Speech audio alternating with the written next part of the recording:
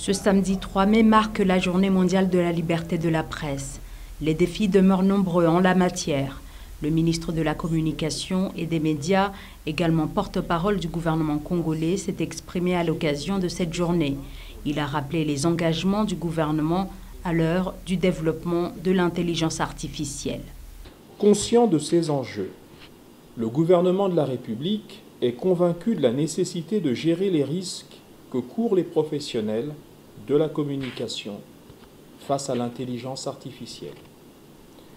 Le gouvernement a le devoir de mettre en place les outils légaux et réglementaires qui permettront une assistance multiforme au secteur des médias afin de relever les défis d'une presse libre en ce XXIe siècle. Pour la première fois dans l'histoire du classement, les conditions d'exercice du journalisme sont difficiles, voire très graves, dans la moitié des pays du monde.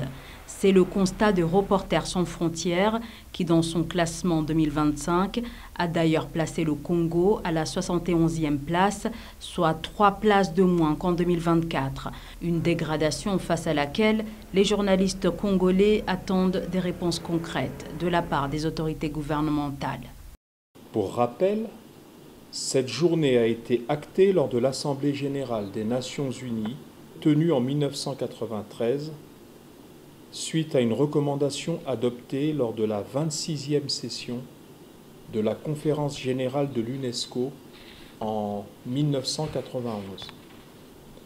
Cette année, la célébration de la Journée mondiale de la liberté de la presse coïncide avec l'ouverture des assises de la 32e Conférence mondiale de la liberté de la presse de l'UNESCO, assises qui se tiendront du 5 au 7 mai 2025 à Bruxelles, en Belgique.